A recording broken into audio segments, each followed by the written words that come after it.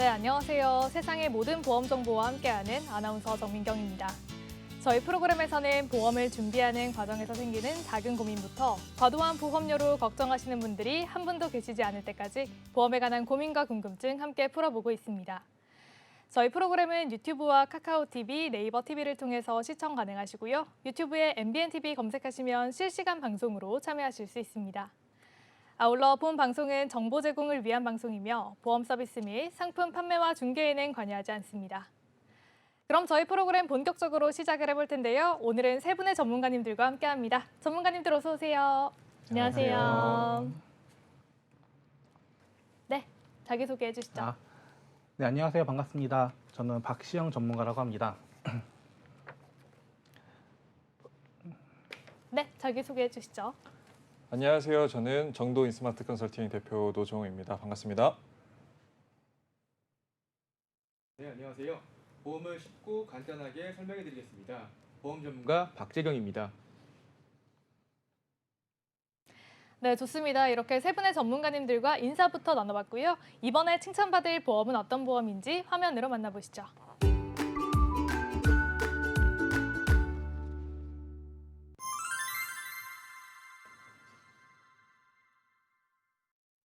네, 이번에 칭찬받을 보험은 운전자 보험입니다. 오늘 운전자 보험에 대한 내용은 박시영 전문가님께서 준비를 하셨는데요. 어떤 내용 준비되어 있을까요? 운전을 하게 되면 필수로 가입하셔야 되는 보험이 무엇인지 알고 계신가요?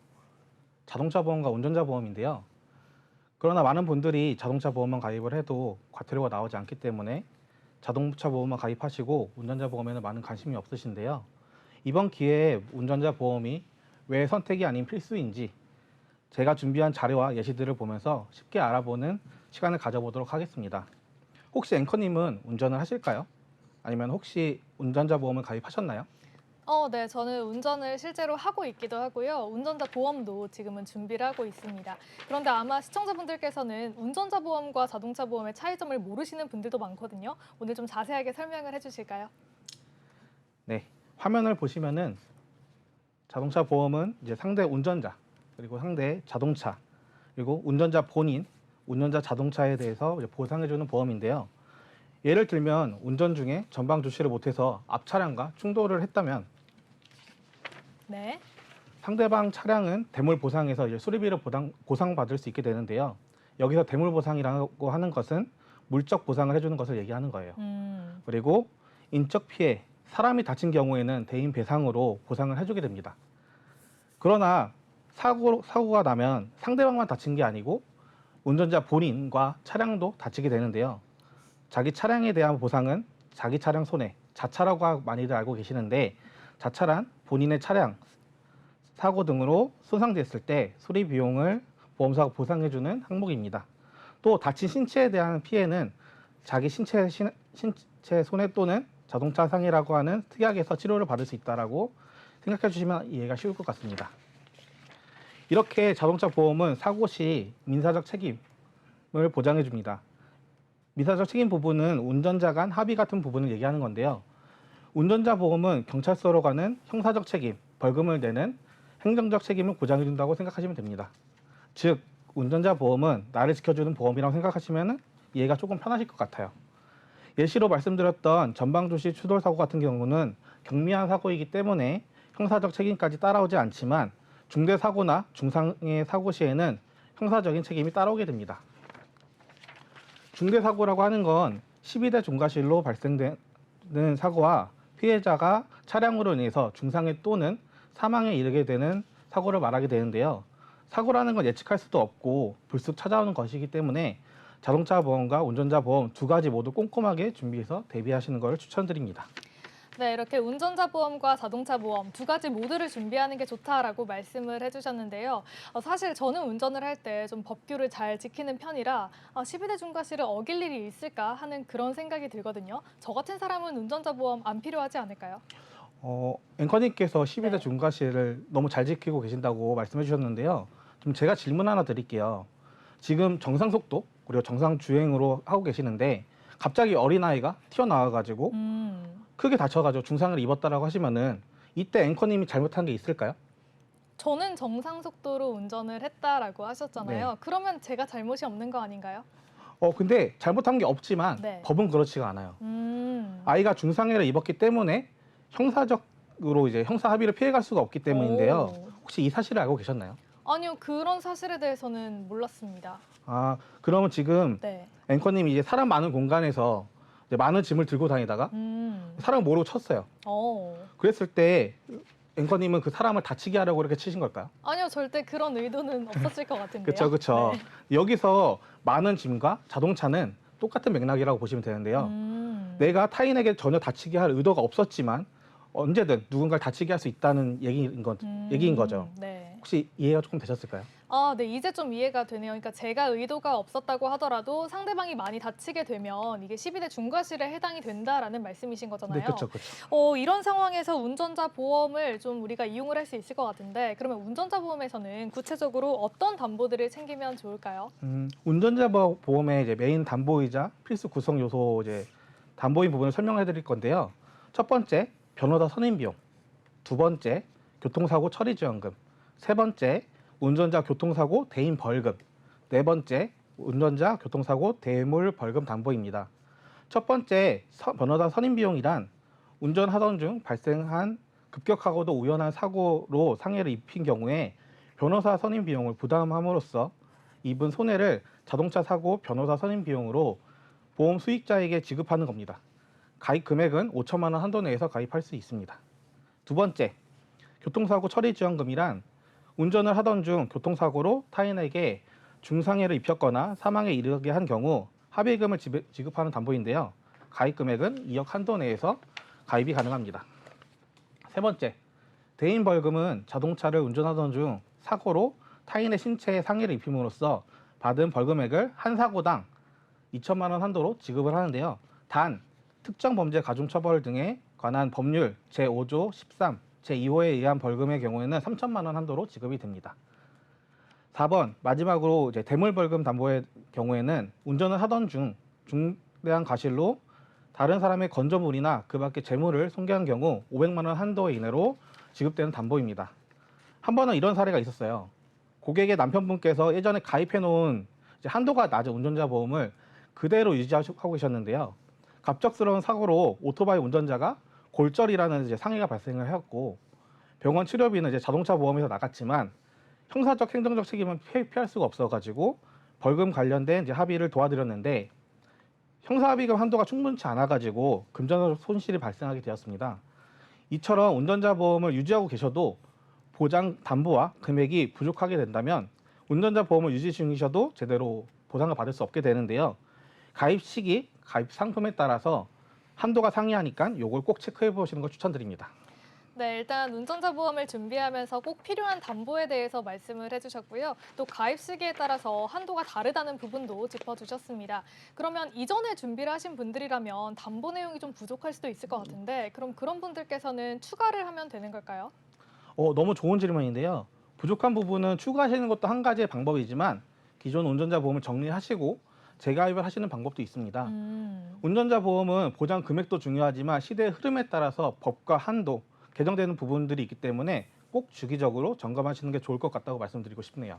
좋습니다. 이렇게 시대에 따라서 많은 것들이 바뀌는 것 같은데 그럼 좀 최근에 바뀐 내용들이 있을까요? 개정된 부분에 있어서 간단하게 설명을 드리면은 2020년 3월에 민식이법이 개정이 됐고요. 2020년 3월 이후에는 운전자 보험의 이제 벌금의 한도가 상승이 됐습니다. 2021년 8월에는 변호사 약식 기소 포함으로 담보가 개정이 되었고 22년 12월 공탁법 개정과 함께 공탁급 선지급으로 담보가 개정이 되었는데요. 이렇듯 고객님들은 알 수 없는 개정들이 몇 개 있는데 민식이법이라고 하면은 운전자의 부주의로 어린이 보호구역에서 어린이가 사망할 경우 무기 또는 3년 이상의 징역에 처하는 내용을 담고 있고 또 피해자가 상해를 입으면 1년 이상 15년 이하의 징역이나 500만 원 이상 3천만 원 이하의 벌금을 부과한다는 법안입니다. 변호사 약식 기소 포함으로 이제 담보 개정은 변호사 선임 시에 구속이나 기소가 되었을 때만 비용이 지원이 나왔지만 이제는 경찰 조사 약식 기소, 불기소까지 지원이 가능하게 변경되었습니다. 기소 전에 경찰 조사가 먼저 진행되니 혼자서 경찰서 가실 걱정은 안 하셔도 됩니다. 공탁법은 교통사고로 인해 형사합의를 봐야 하는 경우 상대방과 원활한 합의가 이루어지지 않았을 때 소송으로 진행되었을 때 나는 이제 합의를 볼 생각은 있지만, 그러니까 운전자 본인은 합의를 볼 생각이 있지만 합의 금액이 서로 맞지 않아서 합의를 보지 못한 경우에 이를 소명하기 위해서 하는 것이 공탁입니다. 공탁 개정 이전에는 사건 번호, 피해자, 인적 사항이 필요했지만 법안이 개정됨에 따라서 사건 번호만 있어도 공탁금을 걸 수 있게 되었습니다. 개정 이전에는 공탁금을 본인 사비로 먼저 지불하고 피해자가 공탁금을 출금 후에 이제 보험사에서 청구가 가능했지만 개정 이후에는 공탁금을 걸 때 50%만큼 운전자 보험에서 선지급해주겠다는 내용으로 담보가 변경이 되었습니다. 네, 확실히 예전보다 지금 담보 내용이 훨씬 좋은 것 같은데 그러면 이전에 준비를 하신 분들은 꼭 증권 내용을 좀 살펴봐야겠네요. 그러면 전문가님께서 운전자 보험을 준비할 때 4가지 정도 담보가 필수적이다 이렇게 말씀을 해주셨는데요. 네. 이 정도로만 준비를 하면 되는 걸까요? 이렇게 해도 충분하지만 저는 여기에서 꼭 제안드리는 담보가 한 가지가 더 있는데요. 바로 자동차 부상 치료비라는 담보입니다. 자동차 부상 치료비, 일명 자부상이라고 하는 이 담보는 우연하고도 급격한 자동차 사고로 부상을 당함으로써 병원 치료를 받게 되는 경우 상해 급수에 따라서 가입 금액을 차등 지급하는 담보예요. 청구받는 사례가 많아가지고 운전자 가입 시에 꼭 한번 살펴보셔야 하는 특약이라고 할 수 있는데요. 또한 사고가 났다는 것은 곧 신체에 이제 상해를 입었다는 얘기인데 상해 수술비나 교통상해 입원 일당도 추가로 가입하셔도 좋을 것 같습니다. 네. 비용적인 손해가 나지 않더라도 본업을 쉬게 됨으로써 발생하는 금전적 손해는 최소한으로 줄일 수 있는 중요한 담보들이라 생각하기 때문에 추천을 드리고 있습니다. 네, 좋습니다. 이렇게 말씀해주신 기본 4가지 담보에 자부사항까지 같이 가지고 있으면 좋다라고 말씀을 해주셨습니다. 오늘 운전자 보험에 대해서는 박시영 전문가님께서 준비를 해주셨는데요. 마지막으로 내용 정리 한번 해주실까요? 네, 알겠습니다. 운전자 보험 가입 시에는 교통사고 처리 지원금, 변호사 선임 비용, 자동차 벌금 특약이 가입되어 있는지, 가입한 금액이 개정된 법안으로 설정되어 있는지 꼭 확인하셔야 되고요. 끝으로 제가 전달하고자 하는 이야기는 운전자 보험은 관심을 가지고 주기적으로 체크를 하시는 게 매우 중요합니다. 운전자 보험은 자동차 보험과 보장 범위가 다른 보험이기 때문에 운전하시는 분들이라면 더 이상 선택이 아닌 필수라는 점을 꼭 말씀드리고 싶습니다. 감사합니다.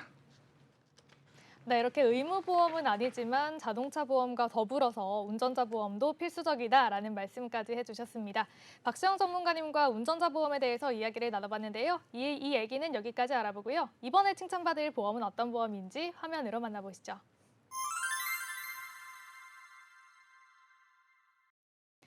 네, 이번에 칭찬받을 보험은 태아보험입니다. 오늘 태아보험에 대한 내용은 노정호 전문가님께서 준비를 하셨는데요. 어떤 내용 준비되어 있을까요? 네, 안녕하세요. 서울청년센터 보험자문위원으로 보험 전문 상담과 금융보험 리터러시 강의를 하고 있는 정도인 스마트 컨설팅 대표 노정호입니다. 오늘은 태아보험에 대해 알아볼 텐데요. 앵커님 혹시 태아보험에 대해 들어보셨나요? 네, 저희 방송에서도 몇 번 다룬 적이 있어서 들어는 봤습니다. 사실 태아보험은 정확한 명칭이 아닌데요. 오. 태아, 자녀, 어린이 등으로 다양하게 불리우는데 보험회사에서 다루는 어린이 보험 또는 자녀 보험을 태아 때부터 가입하는 것을 말합니다. 출산 전에 가입해서 출산 후에도 보장받는 걸 사회에선 태아 보험이라고 지칭하고 있는 거죠. 옆에 그래프를 보시면 합계 출산율이라고 적혀 있는데요. 여성 1명당 기대되는 출생아 수라고 합니다. 출생률이 낮아짐에 따라 1명 또는 2명의 자녀의 소중함이 더욱 강조되고 있는 듯한데요. 자, 그럼 태아보험은 왜 가입해야 할까요? 앵커님 혹시 태아보험이 꼭 필요하다고 생각하시나요? 제 주변에도 요즘에 이렇게 아이를 임신하신 분들이 있는데 태아보험을 정말 필수적으로 꼭 준비를 하더라고요. 그 이유가 이제 나중에 태어나서 아프면 보장을 받지 못하는 경우들이 있기 때문에 뱃속에 있을 때부터 준비를 해야 된다고 들었거든요. 좀 맞을까요? 네, 정확하게 맞습니다. 태아보험을 가입해야 하는 이유를 3가지로 정리해 드리려고 하는데 첫째, 선천 이상에 대한 위험입니다. 현재 첫째아 출산하는 여성의 평균 연령이 증가하고 있다고 합니다. 평균 연령이 증가 이는 임신 출산의 고령화를 반영하고 있습니다. 만 35세 이상이 35세 이상의 여성이 임신하는 것을 고령 임신이라고 하는데 여러 합병증과 선천 이상이나 기형아 등의 위험이 증가한다고 합니다. 태아보험에서 선천 이상에 대한 담보가 있으니 조금이나마 걱정을 덜었으면 좋겠습니다. 두 번째는 고령 임신에 따라 미숙아 또는 저체중아 확률이 올라가는데 미숙아는 대부분 출생 이전에 병원에서 예견할 수 있습니다. 미숙아는 세포가 약하기 때문에 신생아 집중 치료실에서 상시 관리를 받아야 합니다. 우리는 흔히 말하는 니큐 또는 인큐라고 하죠. 이 또한 태아보험에서는 보장이 가능합니다. 셋째, 성인이 되었을 때 찾아오는 질병에 대한 담보들은 태아 때 아주 저렴합니다. 네, 자녀가 성장하며 사용할 수 있는 확률은 적겠지만 성인까지 안심하고 지켜볼 수 있지 않을까요? 저렴한 만큼 적절히 분배하시면 되겠습니다. 그럼 본론으로 넘어가 가입하는 방법에 대해 말씀드리겠습니다. 혹시 앵커님은 태아보험은 언제 가입하는 게 가장 좋다고 생각하시나요?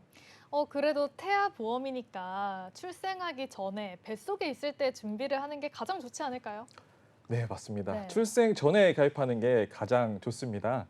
보험은 가입되어 있어야 혜택을 받는데 만약 출생 후에 가입하게 된다면 출생 전에 엄마 뱃속에 있는 태아 때는 아픈 상황에 대한 혜택을 못 받게 될 수도 네. 있는 상황이 발생하기 때문에 그러니 가입 시기는 출생 전입니다.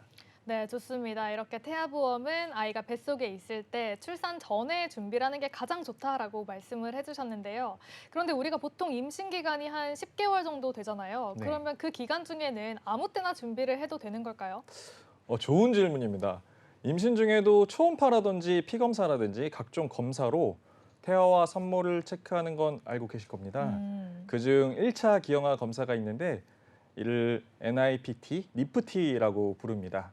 보통 11주에서 12주쯤에 검사를 하게 되는데 이 검사를 하기 전에 가입하는 것이 가장 좋습니다.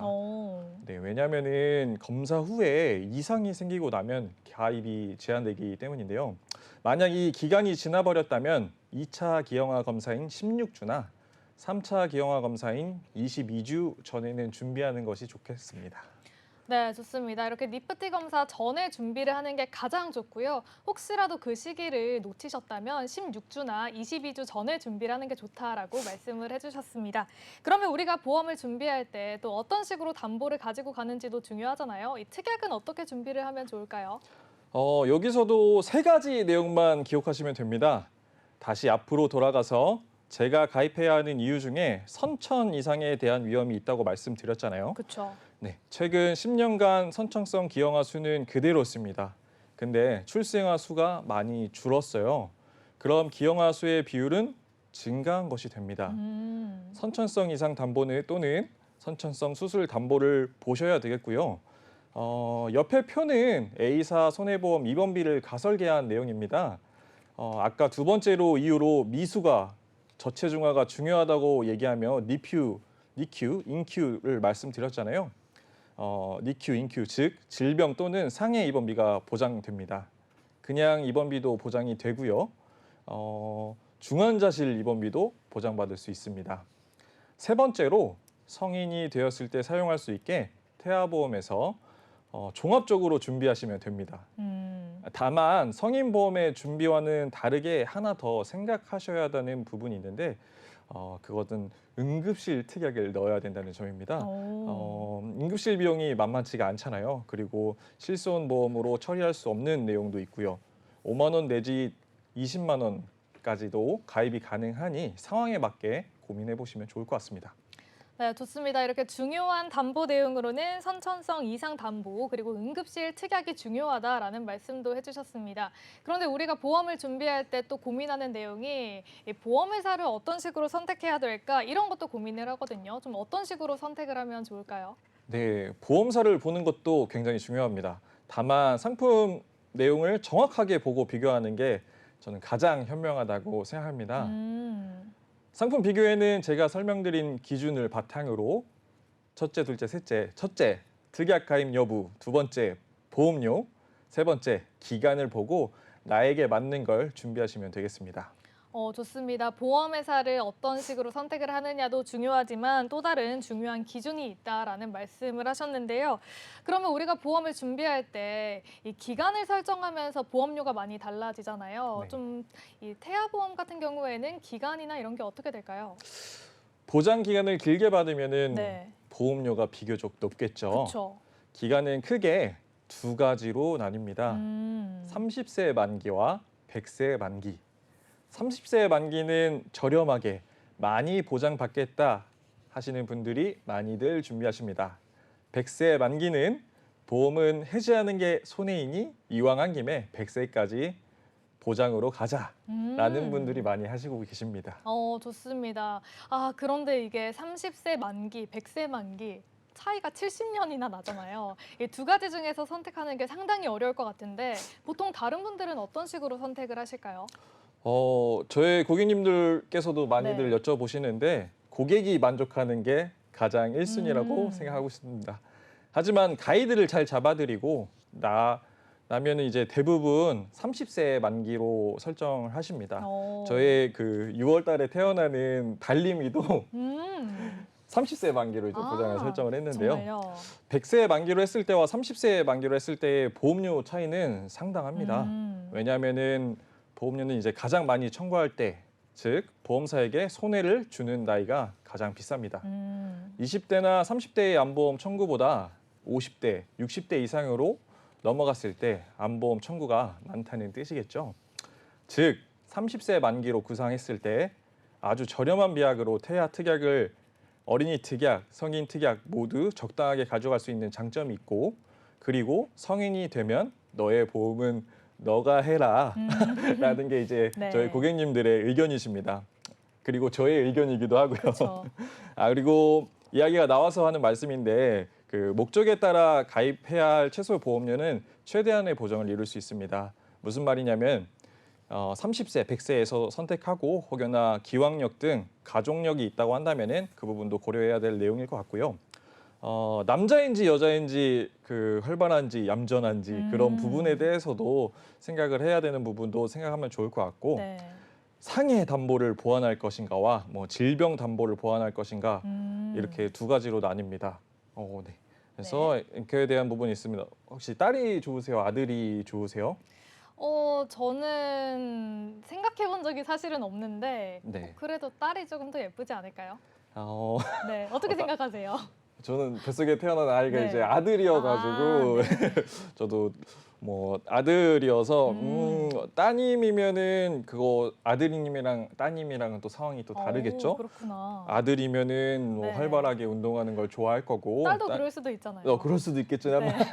따님이면 상대적으로 얌전하다고 얘기를 많이 들어가지고 네. 이런 부분도 고려를 한다고 한다면은 뭐 뛰거나 놀거나 다치거나 하는 후유장애 아들이라고 활발한 아이라고 한다면 그런 부분을 고려하면 좋을 것 같고 만약에 따님이라고 한다면은 뭐 얌전한 아이라고 예상을 한다면은 뭐 혈관 질환에 대한 질병 질환에 대한 부분도 고려하면은 훨씬 더 선명하게 판단할 수 있을 것 같죠. 네, 그렇습니다. 이렇게 어떤 식으로 보험을 준비를 하면 좋을지 말씀을 해주셨는데요. 그러면 오늘 또 이렇게 태아보험에 대해서 말씀을 해주셨는데 마지막으로 정리 한번 해주실까요? 정리하자면 특약은 크게 세 가지로 기억하시면 되겠습니다. 첫 번째, 선천 이상에 대한 담보 체크와 두 번째, 니큐, 인큐를 위한 입원비와 중환자실 입원비 그리고 세 번째, 종합적인 진단비, 수술비 그리고 응급실 비용 정도가 되겠고요.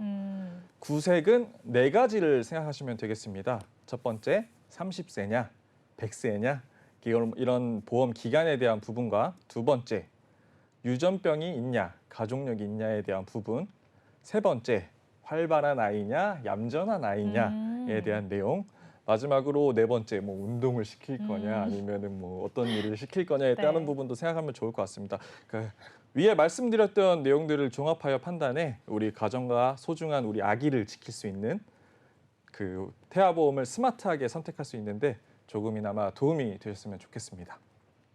네, 좋습니다. 이렇게 노정호 전문가님께서 태아보험을 어떻게 준비를 하면 되는지 정말 차근차근 말씀을 해주셨는데요. 그런데 제가 여기서 좀 궁금한 게 있어요. 예를 들면 우리가 만기를 설정을 할 때 30세 만기, 100세 만기가 있는데 전문가님 같은 경우에는 지금 30세 만기로 준비를 하셨다라고 하셨잖아요. 네. 그런데 예를 들어서 이제 아이가 30살이 됐고 아이가 이제 조금 더 준비를 더 하고 싶다. 나는 100세까지 만기가 되는 그런 보험을 새롭게 준비를 하고 싶다라고 하는 경우에 그러면 보험을 좀 새롭게 다시 가입을 해야 되는 걸까요? 보험사마다도 특징이 다를 수 있겠는데 네. 보험사에 뭐 먼저 문의를 해보셔서 이게 특약 내용이 변경이 가능한지 확인해보는 게 가장 좋을 것 같고 네. 두 번째로는 뭐 35세 지금 기준으로 했을 때는 35세 미만까지는 청소년 보험이 가입 가능해서 오. 그런 부분도 염두에 두고 고민해 보면은 훨씬 좋은 판단을 할 수 있지 않을까 생각합니다. 좋습니다. 이렇게 두 가지 정도의 방법을 말씀을 해주셨는데요. 그러면 뭔가 계약을 전환하는 그런 제도는 따로 없을까요? 계약을 전환하는 내용도 이제 그 보험사랑 통화해 음. 확인해 보면은 그런 부분이 네. 확인 가능할 거예요. 같습니다. 감사합니다. 네, 좋습니다. 이렇게 태아보험은 30세 만기, 100세 만기가 있는데요. 아무래도 보험료적으로 차이가 크기 때문에 준비를 하실 때 잘 고민을 해보시면 좋을 것 같습니다. 그러면 태아보험에 대한 내용은 여기까지 알아보고요. 이번에 칭찬받을 보험은 어떤 보험인지 화면으로 만나보시죠.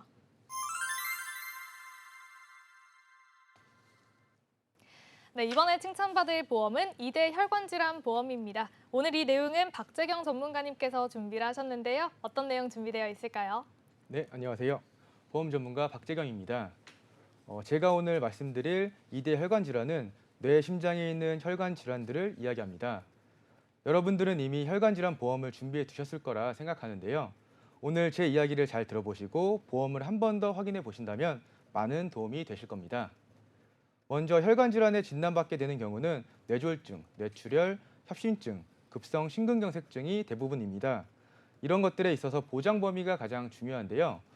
예를 들어 보면 가입할 당시에는 설계사분들이 전부 다 보장이 된다고 해서 가입을 하셨지만 사실상 2대 혈관 질환들은 특약에 따라 약관에 따라 보장되는 범위가 다르기 때문에 꼭 잘 살펴보셔야 됩니다.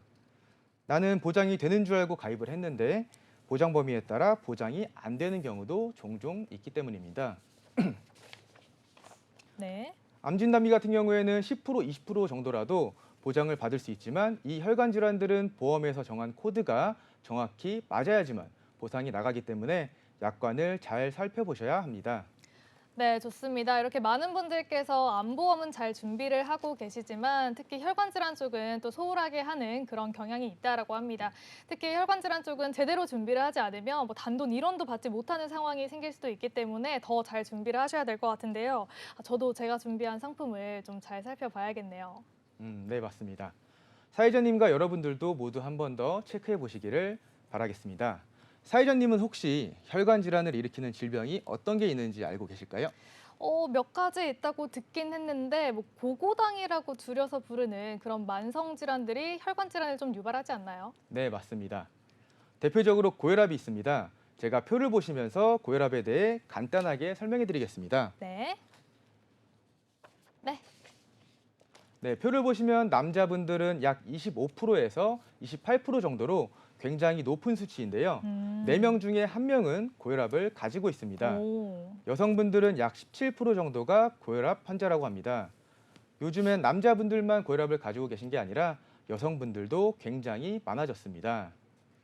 고혈압 진단을 받으신 분들은 약을 처방받고 꾸준히 관리한다면 혈관 질환으로 발전될 확률은 낮아지겠지만 약을 복용하지 않으시거나 약을 드셨다 안 드셨다 하시는 분들의 경우에는 혈관 질환으로 발전될 확률이 높습니다. 좋습니다. 이렇게 고혈압이 혈관 질환을 유발할 수 있다라고 말씀을 해주셨는데요. 상당히 많은 분들께서 지금 고혈압에 좀 진단을 받으시는 것 같은데 그럼 고혈압을 유발하는 원인이 있을까요? 네, 이것도 제가 표를 보면서 고혈압의 대표적인 원인을 말씀드리겠습니다.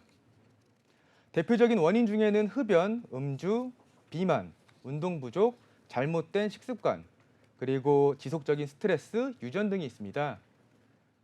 사회자님은 혹시 운동을 자주 하실까요? 저는 운동을 자주 하려고 노력을 하고 있고요. 오늘도 운동을 하고 오긴 했습니다. 네네. 전문가님은 좀 운동을 하고 계실까요? 네, 저도 일주일에 2번 네. 정도 이제 헬스를 꼭 하려고 노력하고 있는데요. 사회자님도 정말 좋은 습관을 가지고 계신 거예요. 그게 여기 표를 보시게 되면은 고혈압을 예방하는 생활 수칙이 있는데요. 절반 이상에 해당하시는 분들은 고혈압의 원인이 될 수 있기 때문에 가벼운 운동과 생활 습관을 바꾸면 고혈압을 조금 피해갈 수 있다고 생각합니다. 네, 좋습니다. 이렇게 전문가님께서 우리나라 사람들이 얼마나 고혈압을 많이 앓고 있는지 그 부분도 짚어주셨습니다. 이렇게 운동과 습관을 조금씩 바꾸시면 금방 좋아질 수 있다고 하니까요. 이 부분도 생각을 해보시면 좋을 것 같습니다. 그러면 우리가 고혈압을 지금 이야기를 하는 이유가 결국에 이 고혈압이 혈관 질환을 유발을 하기 때문에 우리가 이야기를 하고 있잖아요. 고혈압으로 인해서 오는 혈관 질환들은 어떤 게 있을까요?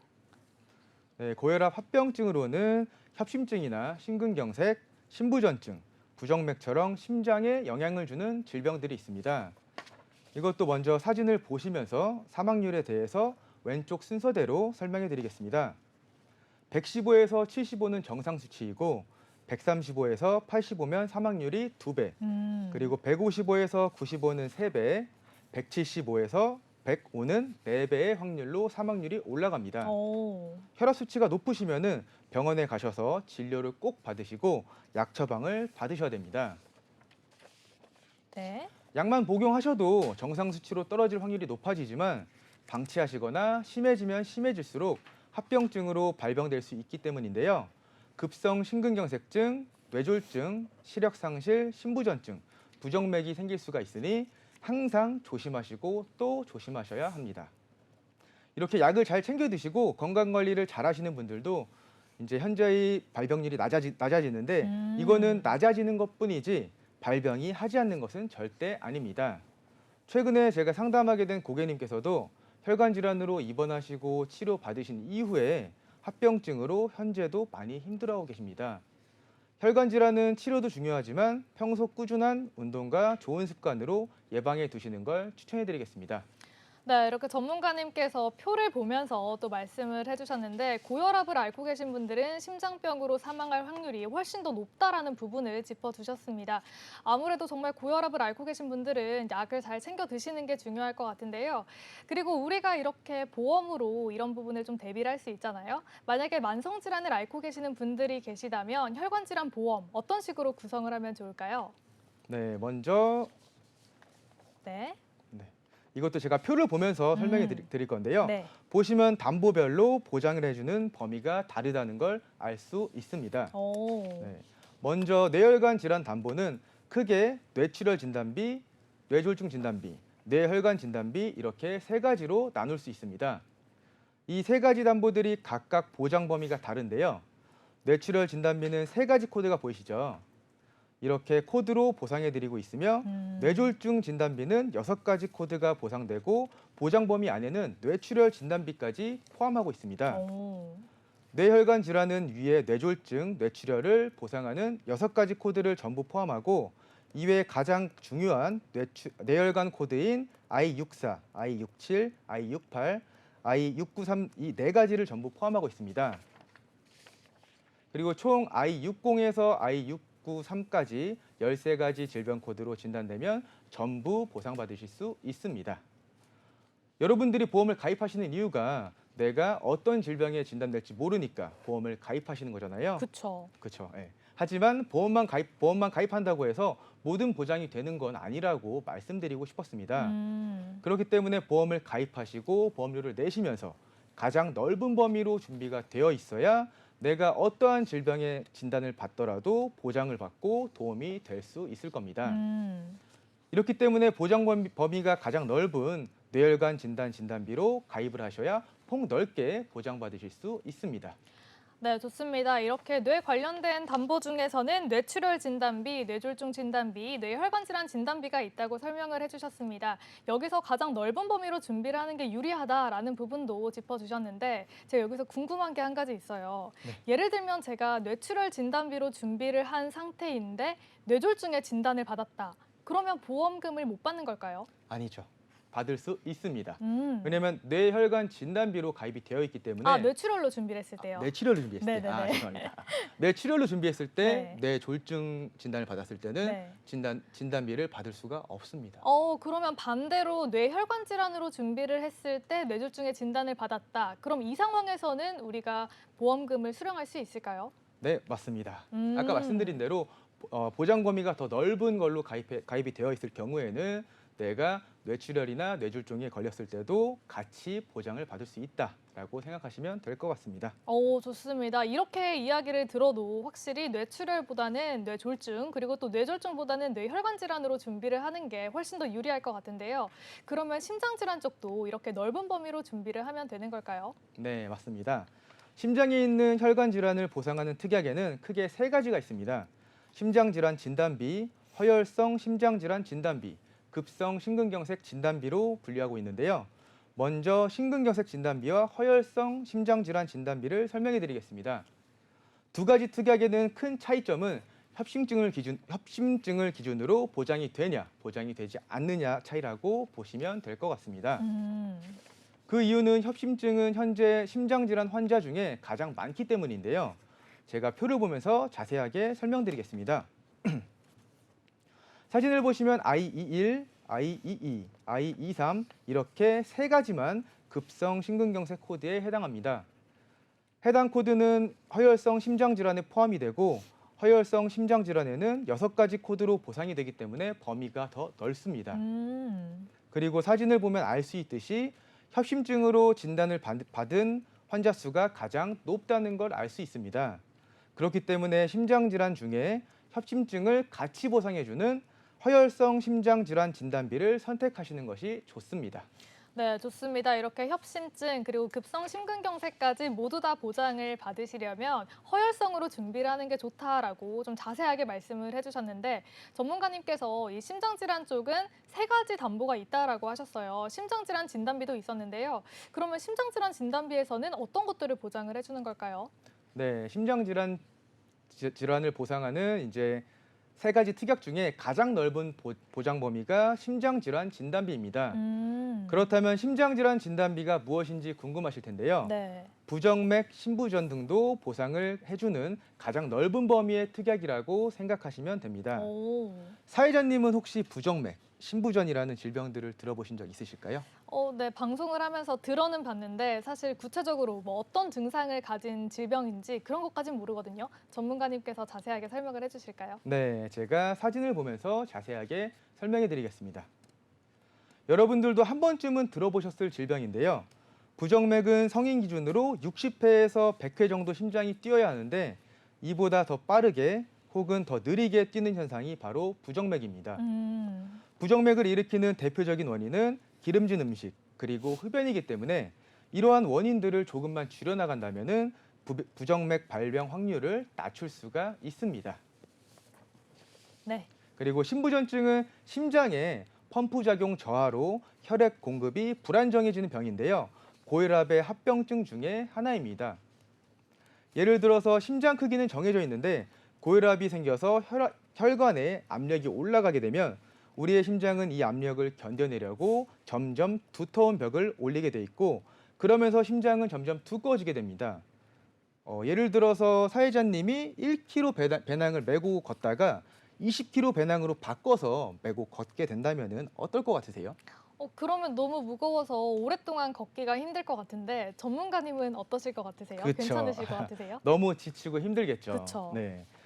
지치고 힘든 이유가 심장도 똑같습니다. 심장 또한 두꺼워진 벽을 견디기 위해서 과하게 이제 에너지를 사용하게 되고 시간이 지나감에 따라서 점차 기능이 떨어지게 됩니다.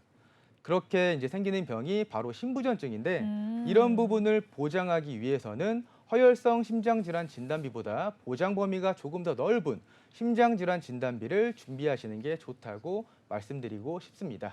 네, 좋습니다. 이렇게 부정맥과 또 심부전까지 보장을 받으시려면 가장 넓은 심장질환 진단비로 준비를 하시는 게 좋을 것 같은데요. 그러면 실제로 이 질병에도 많은 분들께서 좀 진단을 받고 계실까요? 네, 맞습니다. 과거에 비해 부정맥하고 심부전 환자가 증가함에 따라 허혈성 심장질환 진단비보다 더 큰 보장 범위인 심장질환 진단비가 생겼습니다. 네. 예전에는 이제 허혈성 심장질환 진단비가 심장에서 큰 범위였다면 이젠 심장질환 진단비가 심장에서 가장 큰 보상 범위라고 할 수 있습니다. 여기 사진을 보시면 파란색 테두리는 심근경색에 대한 보장만 되는 것입니다. 노란색 테두리는 앞서 말씀드린 협심증을 포함하고 있는 허혈성 심장질환이고 마지막 빨간 테두리는 허혈성 심장질환, 급성 심근경색증 등을 모두 보장해주는 넓은 범위의 특약인 심장질환 진단비입니다. 네, 좋습니다. 이렇게 전문가님께서 심혈관 질환 쪽도 구체적으로 짚어주셨는데요. 그런데 이 중에서 또 급성 심근경색을 많이 들어보긴 했는데 구체적으로 어떤 질병인지는 잘 모르겠거든요. 좀 설명을 해주실까요? 급성 심근경색이 있는데요. 급성 심근경색이 무엇이냐 쉽게 풀어드리면은 여러분들 드라마 자주 보시잖아요. 드라마 속에 회장님이 갑자기 이렇게 가슴을 움켜쥐고 쓰러지는 장면을 종종 보셨을 거예요. 그러한 현상들이 급성 심근경색 때문에 생기는 현상이다라고 생각하시면 쉬울 것 같습니다. 네, 이렇게 시청자분들께서 드라마에서 많이 보는 장면은 보통 심장을 부여잡는 장면이다 보니까 급성심근경색으로 준비를 하고 계시는 분들도 상당히 많을 것 같은데요. 요즘에는 혈관질환 쪽 가장 넓은 범위로 준비를 하셔야지 또 보장받을 확률이 높아지니까 그렇게 선택을 해보시면 좋을 것 같습니다. 그리고 많은 분들께서 이전에 준비를 하고 계신 분들은 좁은 범위로 가입을 하고 계실 가능성도 높다라고 들었거든요. 그러면 이전에 준비를 하신 분들은 증권을 다시 한번 살펴보시는 게 좋겠죠? 네, 맞습니다. 증권에 있는 특약 구성을 확인하고 전문가와 함께 약관을 같이 보면서 보장 범위에 대해 한 번 더 확인해 보시면 좋을 것 같습니다. 네, 이렇게 주기적으로 보험에 대해서 살펴보시는 것도 상당히 중요할 것 같은데요. 약관을 잘 살펴보시라고 했는데 약관이라고 하면 어떤 게 있을까요? 보험 증권에는 이제 특약에 대한 간단한 내용만 보이는데요. 약관은 특약을 자세하게 설명해 둔 것입니다. 약관에는 보험을 보상받을 수 있는 코드도 함께 적혀 있기 때문에 증권 및 약관을 자세히 보아야 보상 범위를 정확하게 확인할 수 있습니다. 네, 좋습니다. 이렇게 이전에 준비를 하신 분들은 특히나 증권을 잘 살펴보시는 게 중요할 것 같습니다. 오늘 이렇게 이대질환 진단비에 대해서도 저희가 이야기를 나눠봤는데요. 제가 알기로 혈관질환 쪽은 진단비도 중요하긴 한데 진단비는 딱 한 번만 받을 수 있잖아요. 그래서 다른 담보들도 상당히 중요하다고 들었거든요. 전문가님이 생각을 하셨을 때 또 좋은 담보 어떤 게 있을까요? 좋은 담보로는 이제 산정특례라는 이제 보장 담보가 있는데요. 네. 예, 산정특례 같은 경우에는 진단비처럼 한 번 받고 끝나는 게 아니라 매년 이제 산정특례 내가 가입한 금액 진단비를 받을 수 있기 때문에 내가 진단비 이외에 추가로 준비한다라고 한다면은 산정특례로 준비해 주시는 게 좋겠습니다. 좋습니다. 이렇게 산정특례 진단비를 추가적으로 구성을 하시면 또 매회 지급 가능하다라는 부분도 짚어주셨는데요. 이 산정특례 말고 또 수술비도 상당히 중요하다고 들었거든요. 중요한 이유가 있을까요? 그렇죠. 네, 이제 뇌혈관이나 심장 질환 같은 경우에는 약만 복용하시는 경우도 있지만 이제 시술을 받거나 수술을 하시는 경우도 상당히 많습니다. 제가 이제 필드에서 고객님들을 만나볼 때 병력을 가지고 계신 분들, 심장이나 뇌혈관으로 수술을 받았던 분들은 한 번 수술 받으신 분들은 거의 다 없었어요. 대부분 이제 한 번 수술 받으시고 네. 두 번, 세 번까지 재차 수술을 받으시는 경우가 많이 있었기 때문에 수술비도 함께 준비되어 있다면은 조금 더 든든하게 보상을 받을 수 있을 것 같습니다. 네, 좋습니다. 이렇게 혈관질환은 진단비도 중요하긴 한데요. 진단비는 딱 한 번만 나오니까요. 회당 지급받을 수 있는 다양한 특약들도 같이 설정을 하시면 좋을 것 같습니다. 그리고 전문가님께서 산정특례 진단비에 대해서 잠깐 말씀을 해주셨는데 제가 알기로는 이 혈관질환 쪽은 중증질환에 속하기 때문에 우리나라에서 산정특례 제도라는 것을 통해서 또 지급을 받을 수 있는 걸로 알고 있거든요. 그러면 거의 의료비의 95%는 지원이 된다고 하는데 그럼에도 불구하고 우리가 이 이대혈관 질환을 준비해야 되는 이유가 있을까요? 너무 좋은 질문을 하셨는데요. 네. 네. 산정특례를 이제 나라에서도 해주기 때문에 의료비로 내가 나가는 돈은 솔직히 뭐 엄청 부담이 되거나 많지는 않습니다. 근데 대부분 이제 혈관 질환, 뇌혈관이나 심장 질환에 진단받으신 분들은 일상적으로 생활이 조금 어렵습니다. 대부분 이제 일하시는 것도 차질이 생기기 때문에 내가 일을 하고 내 월급을 받아야지 내 생활이 되는 건데 그런 생활을 할 수 없기 때문에 생활비를 대신하기 위해서 내가 진단비를 준비해둔다라고 생각하시면 되겠습니다. 좋습니다. 이렇게 우리나라에서 운영하는 산정특례 제도라는 좋은 제도가 있기는 한데 우리가 보통 혈관 질환의 진단을 받게 되면 일상생활을 하시기 힘들기 때문에 경제적으로 어려워질 수도 있다라는 부분을 짚어주셨습니다. 그렇기 때문에 우리가 진단비를 추가적으로 가지고 있으면 좋을 것 같은데요. 아마 여기 계시는 전문가님들도 모두 다 이대 질환 진단비 준비를 하고 계실 것 같은데 어떤 식으로 준비를 하고 계신지 궁금하거든요. 가장 먼저 박시영 전문가님께 여쭤보고 싶습니다. 이대혈관 질환 어떤 식으로 준비를 하고 계실까요? 저 같은 경우에는 기본적으로 이제 심혈관 질환과 그다음에 뇌혈관 질환으로 질환 진단비로 이제 구성을 해드리고요. 거기에 플러스적으로 이제 뇌졸중이나 네. 아니면은 이제 허혈성 진단비를 무조건적으로 같이 넣어드립니다. 왜냐하면은 네. 이 심혈관이나 뇌혈관이라는 것 자체는 이제 음. 각 회사마다 다르겠지만 최대로 담보로 들어갈 수 있는 부분이 다르기 때문에 그리고 많이 들어가지가 않아요. 그렇기 때문에 이것들을 같이 이제 구성해가지고 드리는 편입니다. 좋습니다. 시청자분들께 보험을 준비해드릴 때 어떤 식으로 준비를 해주시며 어떤 식으로 준비를 해주시고 계신지 말씀을 해주셨는데요. 전문가님이 어떻게 보험을 들고 계신지를 여쭤봤거든요. 전문가님 보험 어떤 식으로 준비를 하고 계실까요? 저도 마찬가지로 제가 말씀드렸던 것처럼 저도 이제 뇌혈관 질환 그리고 뇌졸중 그리고 심혈관 질환, 그다음에 허혈성 심장 질환 진단비로 구성을 해놨고요. 거기에 이제 질병 수술비랑 뭐 엔대 수술비 해가지고 이제 구성해놨습니다. 좋습니다. 이렇게 뇌혈관 질환 그리고 거기에 추가적으로 뇌졸중도 준비를 하고 계시다라고 하셨고요. 여기에 심장 질환과 허혈성 그리고 다양한 수술비 담보를 준비하고 계시다라고 하셨습니다.